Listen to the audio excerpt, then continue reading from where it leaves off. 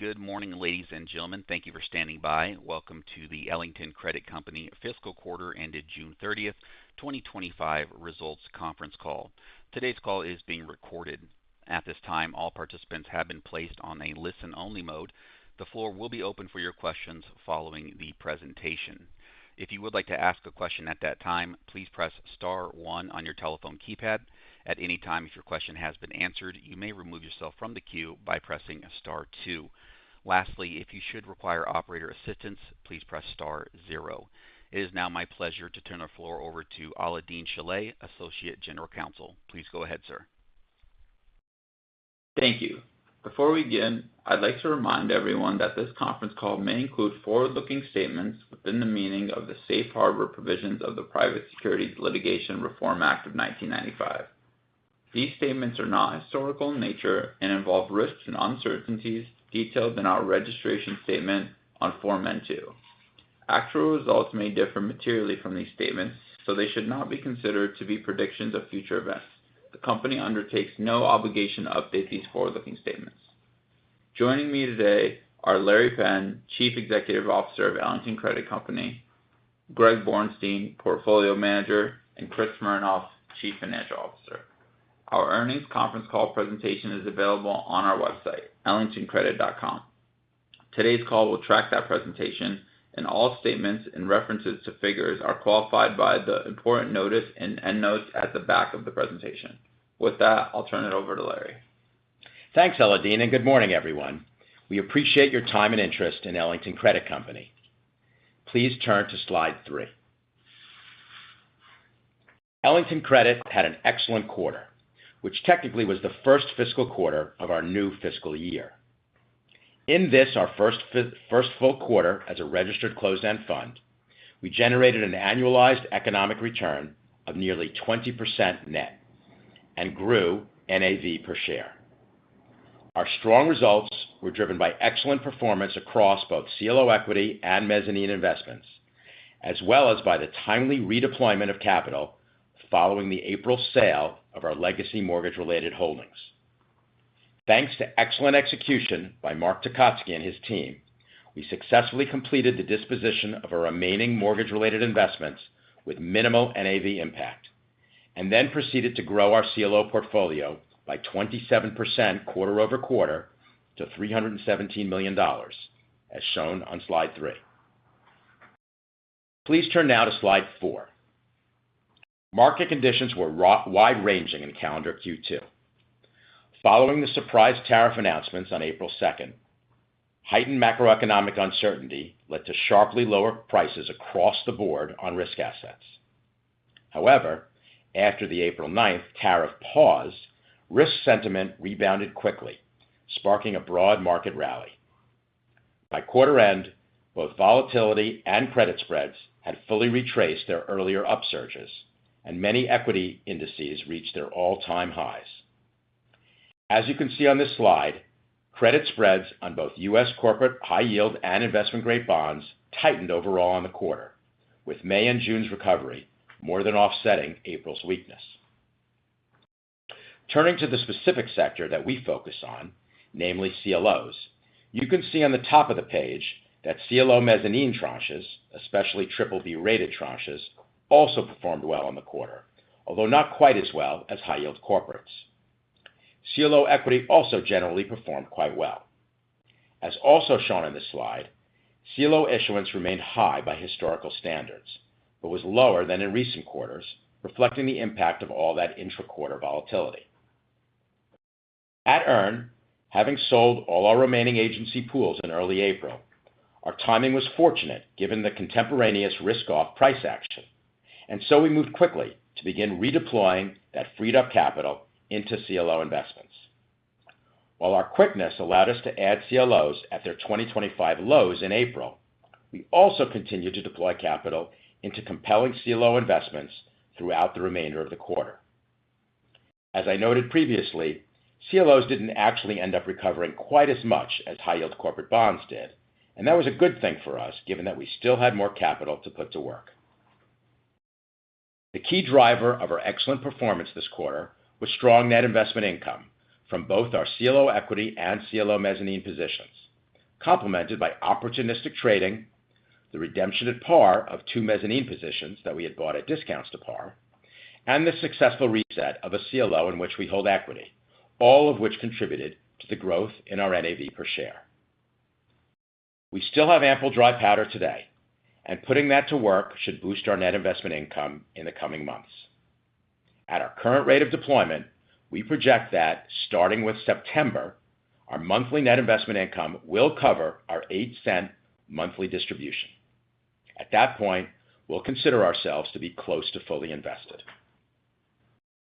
With our closed-end fund conversion now behind us, we are now benefiting from all the enhancements that the closed-end fund structure brings us, including the tax efficiency of pass-through RIC taxation and the ability to focus fully on CLO investments. I am confident that our new structure and strategy will support earnings growth and help us capitalize on the compelling opportunities we continue to see in the CLO market. I'll turn it over to Chris now to walk through some more of the financial details. Chris? Thanks, Larry, and good morning, everyone. Please turn back to slide 3. For calendar Q2, we reported GAAP net income of 27 cents per share and adjusted net investment income of 18 cents per share. The weighted average GAAP yield for the quarter on our CLO portfolio was 15.6%. Moving now to slide 6, you can see a breakout of portfolio net income by CLO subsector. 12 cents from U.S. CLO debt, 2 cents from European CLO debt, 23 cents from U.S. CLO equity, and a penny loss on European CLO equity. As you can see in the middle of slide 6, each subsector contributed strong net investment income. In addition, our results benefited from significant net realized and unrealized gains on U.S. debt and equity.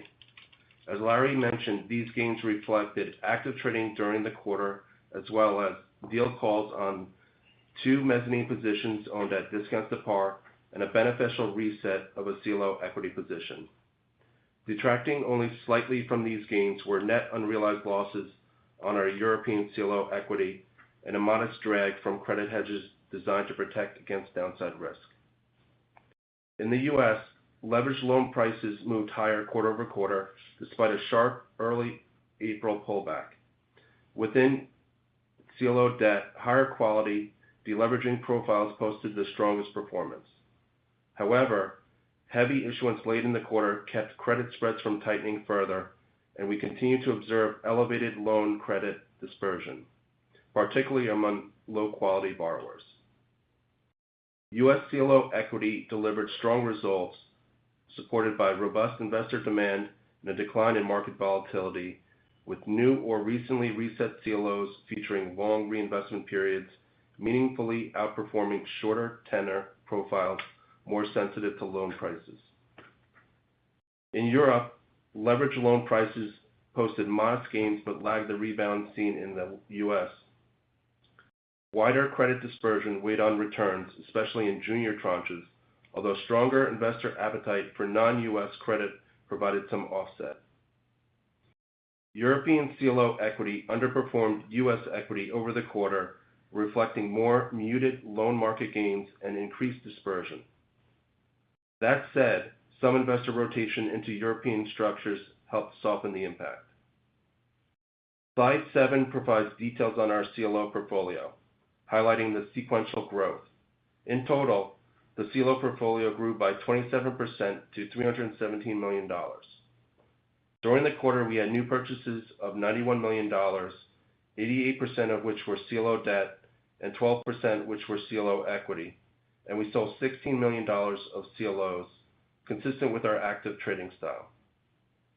At June 30, CLO equity comprised 53% of our total CLO holdings, down from 58%, and European CLO investments constituted 14% of our total CLO holdings, roughly unchanged from the prior quarter. As Larry mentioned, we disposed of all of our remaining mortgage positions shortly after our RIC conversion, which had an effective date of April 1st. The net impact of the dispositions on our NAV was only about a penny per share. Slide 8 details Slide 8 provides details on the corporate loans underlying our CLO investments. As you can see here, the collateral is heavily weighted towards first lien, floating rate leveraged loans, which make up 95% of the underlying assets. Industry exposure is well diversified, led by tech, financial services, and healthcare, with no single sector exceeding 11%. Maturities are spread over several years, with the largest concentrations in 2028 and 2031, and a few near-term maturities, resulting in a weighted average loan maturity of 4.2 years. Facility sizes skew towards larger borrowers, with 42% in facilities over $1.5 billion and a weighted average size of $1.6 billion, supporting liquidity. Slide 9 shows additional detail on our underlying loans. The portfolio spans 2,205 unique issuers, 95% senior secured loans, and carries a B+B average rating with a 3.34% floating rate spread. Currency exposure is 86% U.S. and 14% non-U.S., and our CLO equity positions have a weighted average junior over-collateralization cushion of 4.58%. Slide 10 provides a snapshot of our credit hedges as of June 30th.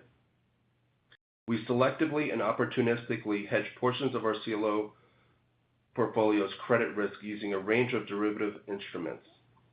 During the quarter, as credit spreads tightened, we opportunistically added to our corporate credit hedges, increasing their size significantly. At quarter end, we also maintained a foreign currency hedge portfolio to manage exposure related to our European CLO equity and debt investments. Turning to slide 11, at June 30th, our NAV was $6.12 per share, and cash equivalents totaled $36.6 million. Our NAV-based total return for the quarter was 19.7% annualized. With that, I'll pass it over to Greg Borenstein to discuss how the CLO market has performed, how we've positioned our CLO portfolio, and our market outlook. Thanks, Chris. It's a pleasure to speak with everyone today. As Larry mentioned, calendar Q2 was ultimately very profitable for EARN, but the path to get there was highly nonlinear. April was incredibly volatile as the announcement of tariffs sent the market into a tailspin and corporate credit spreads sharply wider to start the month. After the tariffs were paused, which allowed markets to stabilize, credit spreads spent much of May and June grinding back and ended tighter on the quarter overall.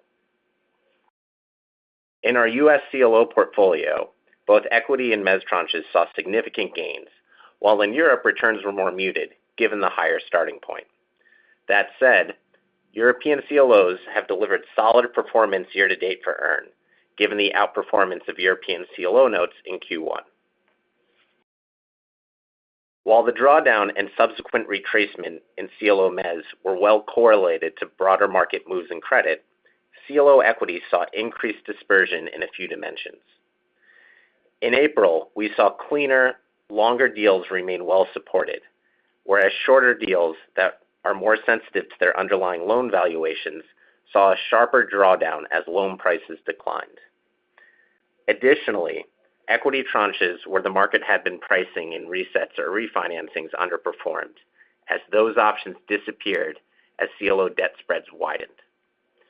As we sit here today, many of those options have recovered, but they remain less in the money than they were at the beginning of the year. This is largely because AAA spreads have struggled to return to January-February levels. On the positive side for CLO equity, post-April loan price decreases reduced prior concerns surrounding loan coupon spread compression and any resulting net interest margin erosion. What's more, loan payment defaults remained low throughout the quarter, ending June 30th at 1.11% on a trailing 12-month basis on the Morningstar LSTA U.S. Leveraged Loan Index. Overall, we have been focused lately on increasing our portfolio's relative concentration to CLO mezz. We believe that increasing exposure to these up-in credit positions, along with adding credit hedges, helps to protect the portfolio and serve as nice complements to our CLO equity positions. Additionally, we have also shifted our focus more to the secondary market as compared to the primary market, as the dislocation experienced in parts of Q2 created many more secondary market opportunities. In fact, EARN did not participate in any new issue equity transactions in Q2, as we have found better relative value in secondary markets in recent months. As mentioned before, CLO liabilities, specifically AAAs, have struggled to return to their tights. Meanwhile, as of July 31st, a considerable 46% of the loan market traded above par.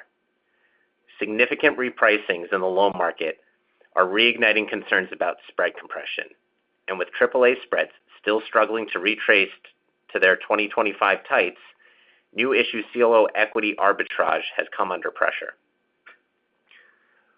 Our emphasis on CLO mezz in the current environment also reflects our concern that the persistence of higher base tariff rates, coupled with ongoing uncertainty around future tariff policy, will continue to drive dispersion in credit for the foreseeable future. As our results show, EARN took advantage of Q2's market uncertainty, reaping the benefits of active trading during bouts of market volatility.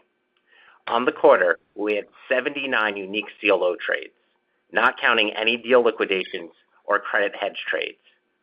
I believe the portfolio is well balanced, with core positions built for stability and others offering meaningful upside and attractive optionality.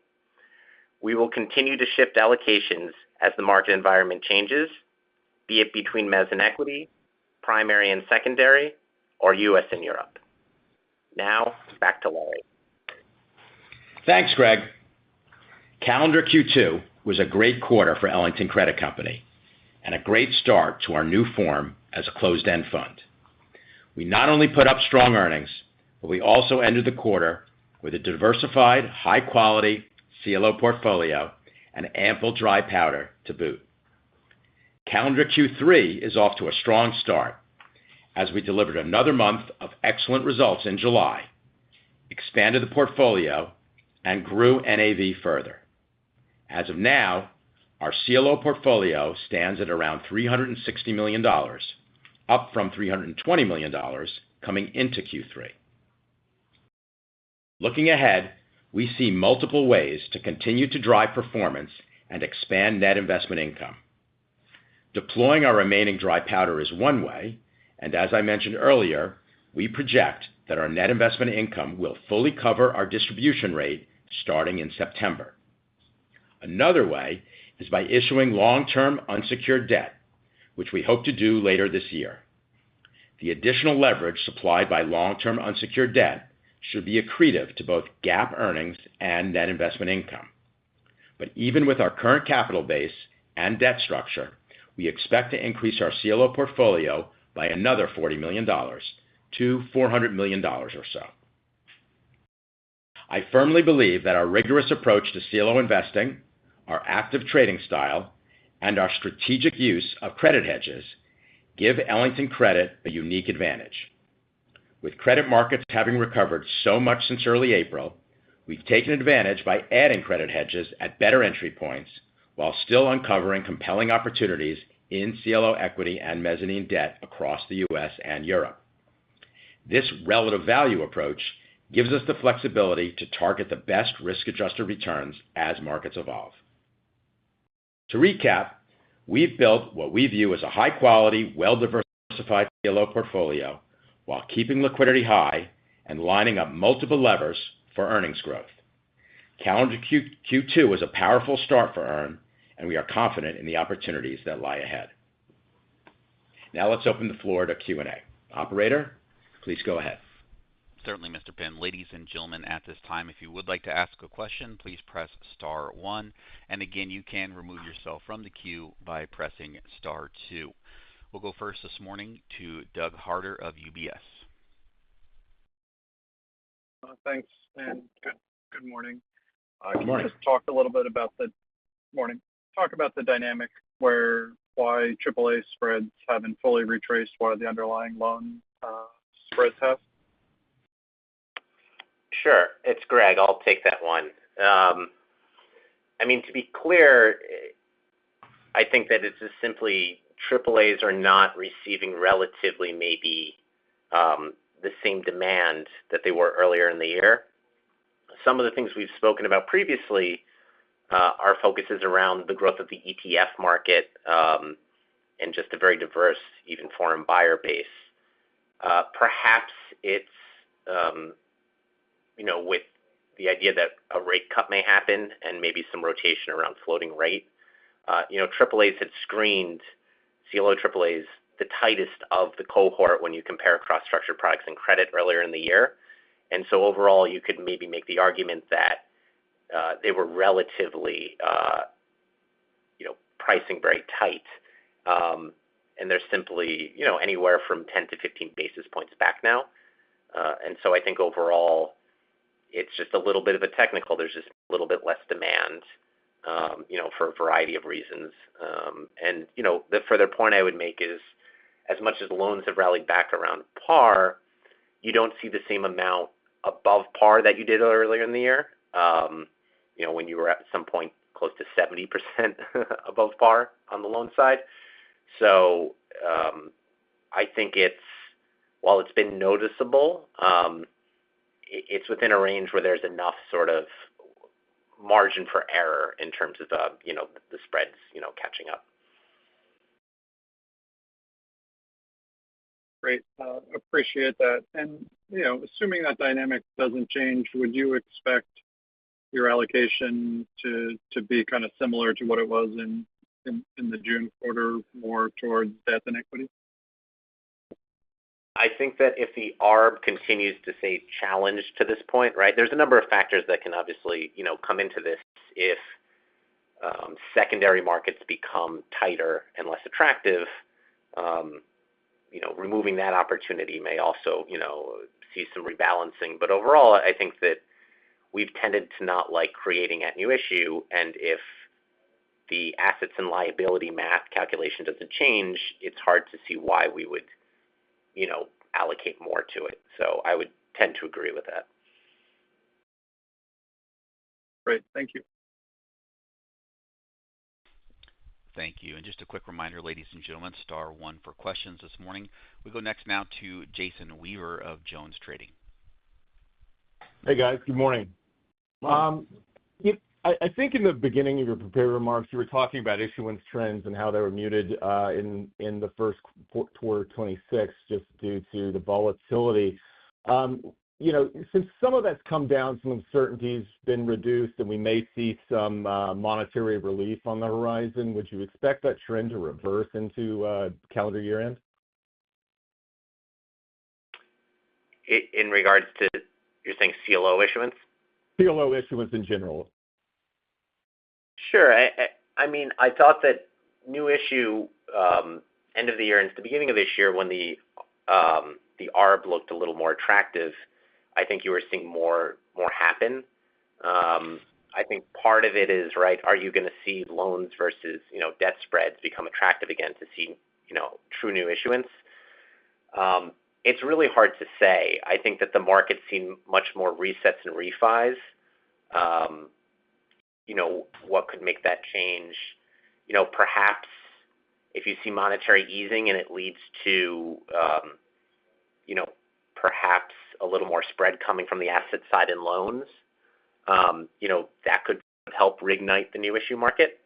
But it is hard to say, where I think that right now new issue desks and a lot of investors have simply been focused on sort of refis, resets, liquidations, and have struggled to sort of, pick back up new issue. But, if you see AAAs come in, assets move out, it's just hard to say exactly how those components will change, based on some of the uncertainty around, what we see in the fall.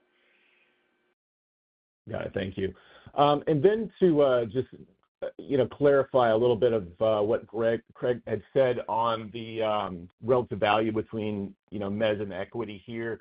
Any sort of perception of an increased risk to equity tranches? I mean, you did mention tariffs in the prepared remarks. Right. I think if you take a look, tariffs are going to create winners and losers. there's uncertainty around different sectors, around different companies. And so I think that we see equity as having more risk and exposure to tariffs, being that they're a first loss tranche. So if there's a handful of names which are adversely affected, a subordinated mezz position will remain above the fray from a small amount of losses. If losses become so great that it starts to get through that attachment point and your mezz starts to perhaps look like equity there, which we've seen at certain rare occurrences in the past, periods such as COVID or the financial crisis. But if it sort of remains a tail issue, which if you look at credit markets, it's sort of been sort of just a tale of companies that have had problems, that continues to be a lower correlation event, and overall is something that would generally force plus positions such as CLO equity to underperform versus positions further up in the capital structure that are more spread sensitive and maybe less credit or fundamentally sensitive. Got it. That makes sense. And then just last one, and I'll hop off. Do you have an updated quarter-to-date NAV estimate? Just what we posted. Yeah, we posted July 31 last night, a range around 6.60 plus or minus 3 cents. Yeah, 6.16. That's right. Is through the end of it. I must have missed that, but thank you. I'll hop back in. Great. Thank you. Thank you. And gentlemen, that was our final question for today. So we'd like to thank you all for participating in the Ellington Credit Company fiscal quarter ended June 30th, 2025 results conference call. You may disconnect your line at this time and have a wonderful day. Goodbye.